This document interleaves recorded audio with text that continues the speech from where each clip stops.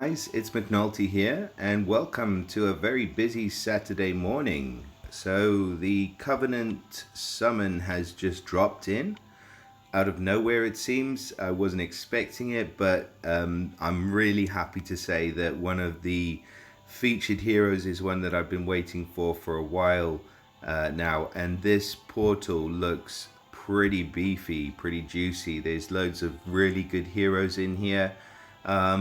So I want to go ahead and have a look at these new heroes with you guys. Let's have a look at what they do. Let's see whether they're worth summoning for and give them a bit of a breakdown.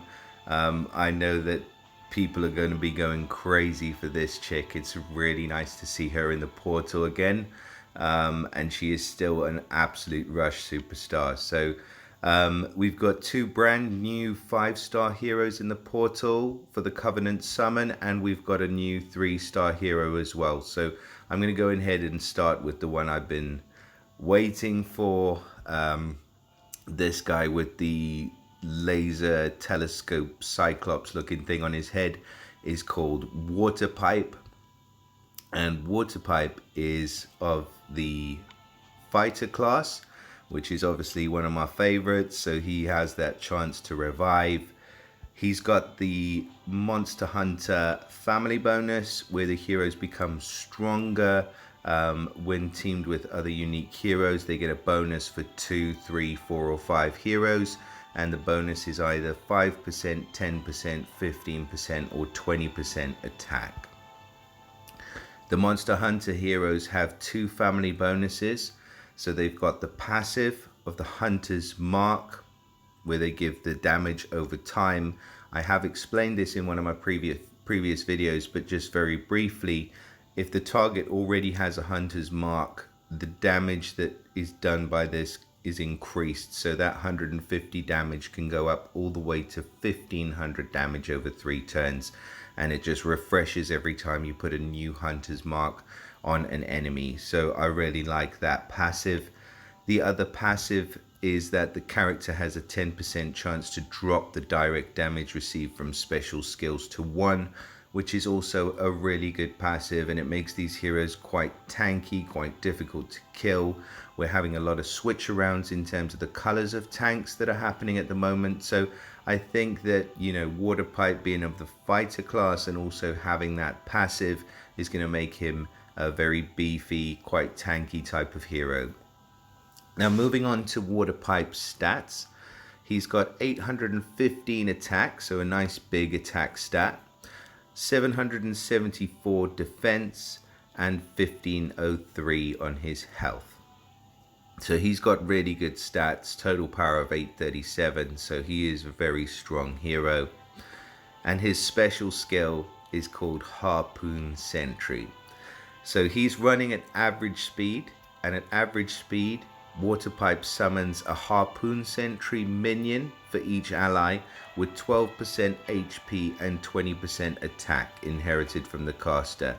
It's not the beefiest minion, I know, but wait till you see what it does. So each hit from this Harpoon Sentry minion reduces the mana of the target by -5% and gives the target the following status ailments. The target gets -30 defense against special skills for 2 turns. The target is also immune to new status effect buffs for 2 turns. Now, initially upon reading this, you might not think this guy's so great, but just read it over again. He summons the minion for all allies, and the minion is reducing the mana by -5%. So who does that remind you of? Our good old friend, it's the Lady of the Lake, which is, if I get rid of all these pop-ups, one hero that I absolutely love. She has a little magical sword minion which has 14 HP and 15 attack, and the minion removes 10% mana from the target when it hits them, but she summons the magical sword minion for the caster and nearby. So we now have somebody who is running at average speed in Waterpipe, and he is summoning the minion for all allies. So I can't stress, this guy is going to be absolutely brilliant. if you did get him, congratulations. I would go ahead and level him right away with those stats, and with that special, he is going to be the most frustrating hero one of the most frustrating heroes you've ever come up against. He can be defensive, he can be offensive. He's very well rounded and well balanced, so I do like Waterpipe a lot. Moving on to the next hero in the portal, it is this guy, Hammertusk, and he looks absolutely beastly, doesn't he? I mean, he's got these, like, I don't know, orc tusks, shoulder pads. He's got a gas mask. He looks like some kind of World War II slashed with, I don't even know what. I mean, that massive hammer as well. He's looking pretty beastly, this guy. Again, he's got the family bonus from the Monster Hunter family and the 2 passives. I won't go over those again. He's of the Barbarian class. Not the greatest. It's okay. Bleed damage. And his stats. So he has 770% attack, or 770 attack, 834 defense. So that's a nice big defensive stat for him.